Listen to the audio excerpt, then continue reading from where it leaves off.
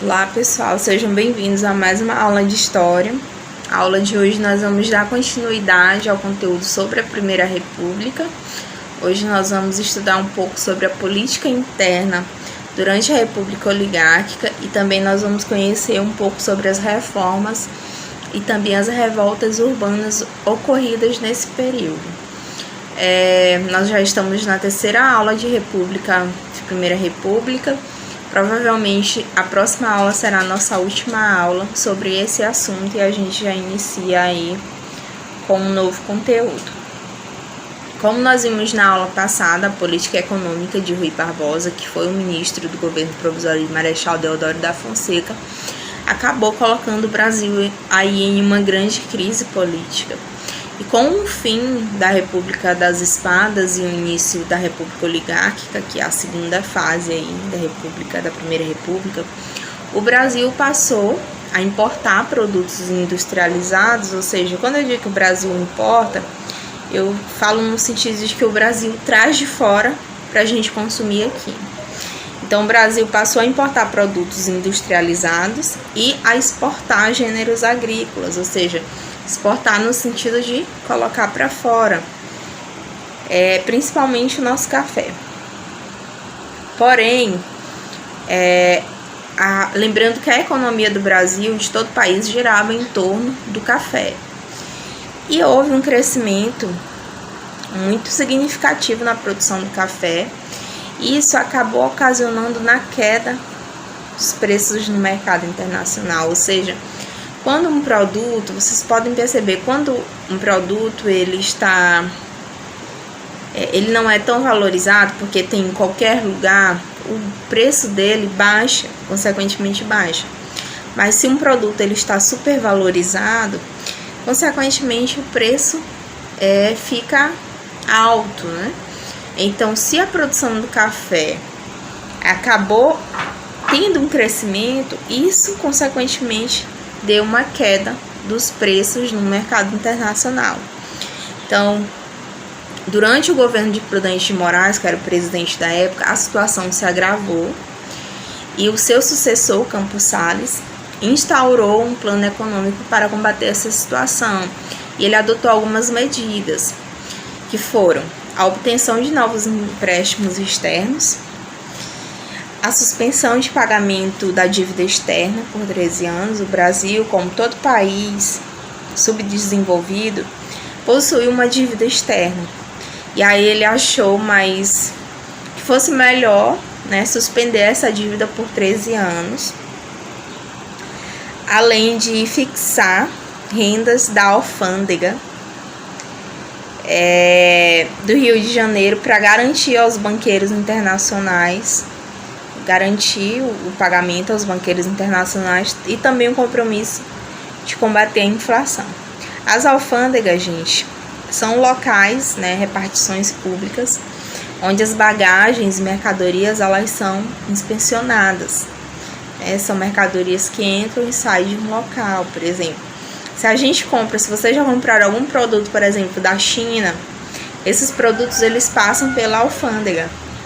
Então, dependendo do valor dele, ele vai ser ou não taxado. Então, aqui, no governo do Campos Salles,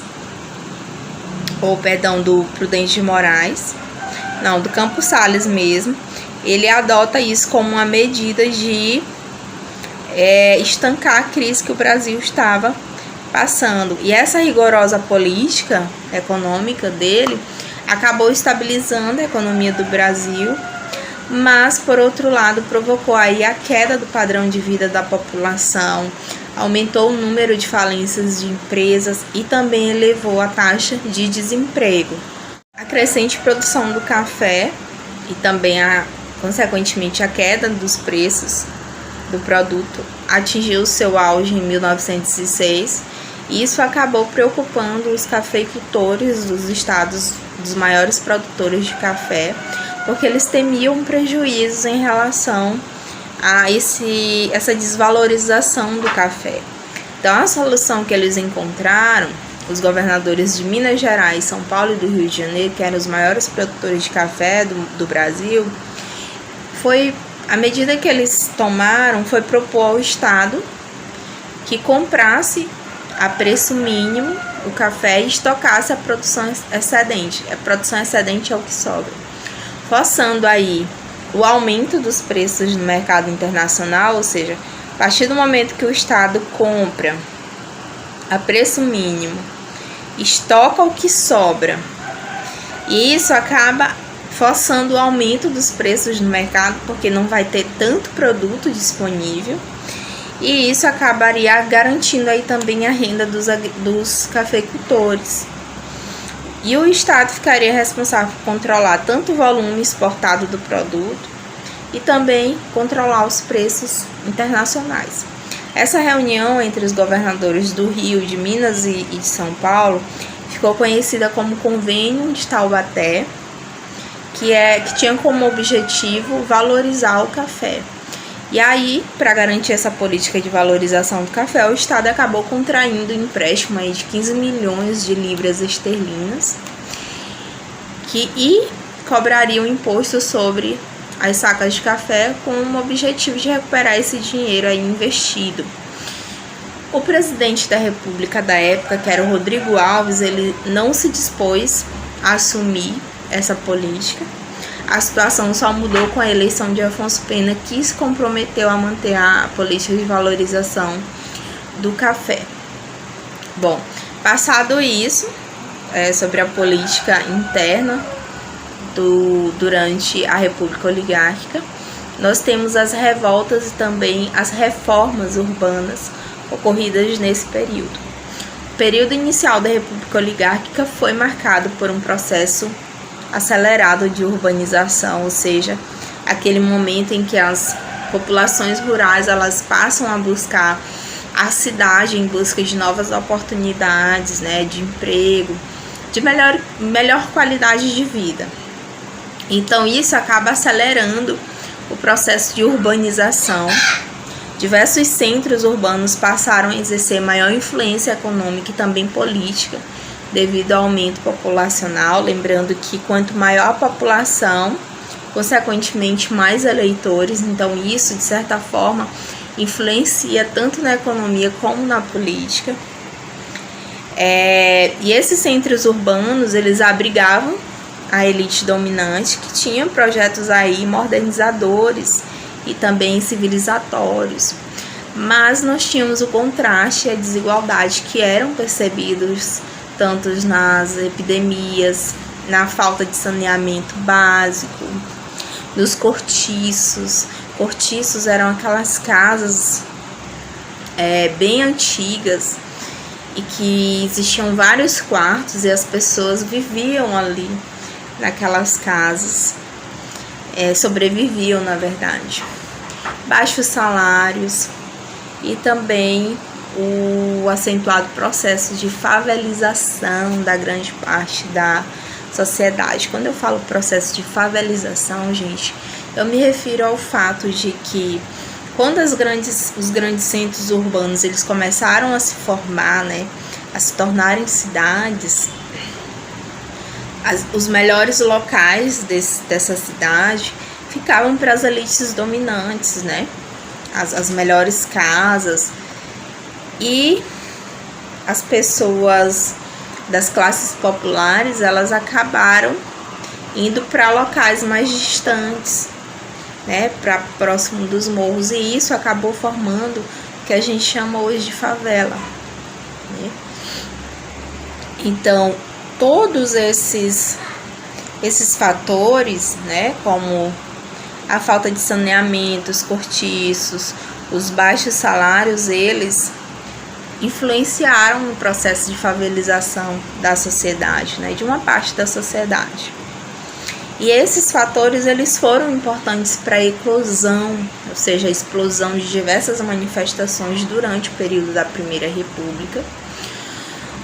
Os projetos de reforma pretendiam transformar as cidades, e nós temos aqui um projeto de reforma mais conhecido, que foi do prefeito Pereira Passos, que ele queria implementar essa reforma no Rio de Janeiro, capital, que era a capital do Brasil na época, para construir arquedutos, redes de esgoto, calçar as ruas, abrir avenidas, aterrar os pântanos, para deixar embelezar a cidade, a prefeitura desapropriou e demoliu vários cortiços e também prédios antigos nas áreas central da cidade. E milhares de famílias ficaram desalojadas e não receberam nenhum tipo de indenização. Então essas pessoas partiram aí para próximo dos morros, para as áreas mais vulneráveis, né? A intenção era de embelezar e civilizar a cidade, né? Demolindo as áreas degradadas que contrastavam com a imagem do progresso, ou seja, para o prefeito não era uma imagem bonita de ver os cortiços, né? Eu vou até colocar uma imagem para vocês perceberem como era um cortiço. Então essas pessoas, elas achavam que os cortiços, os prédios antigos que abrigavam essas pessoas mais simples, elas passavam uma imagem que não era bonita de se ver. Então por isso ele acabou demolindo aí esses prédios. E essa ação do Pereira Passos ficou conhecida entre o povo como a política do bota abaixo. Essa foi uma das reformas que a gente teve aqui durante a Primeira República. Já as revoltas urbanas, nós tivemos duas: a revolta da vacina e a revolta da chibata. No início da República, epidemias de febre amarela, peste bubônica, que era a peste negra, e também a varíola, atingiram várias cidades brasileiras e muita gente morreu. E a situação era mais grave ainda no Rio de Janeiro, porque a população do Rio de Janeiro, ela crescia muito e não tinha um planejamento urbano adequado, o que fazia do Rio de Janeiro um foco de doenças, né? Quanto mais gente, há mais a possibilidade dessas pessoas adoecerem é maior. Ao assumir a presidência da República, o Rodrigo Alves estabeleceu como meta a modernização e também o saneamento da capital do país.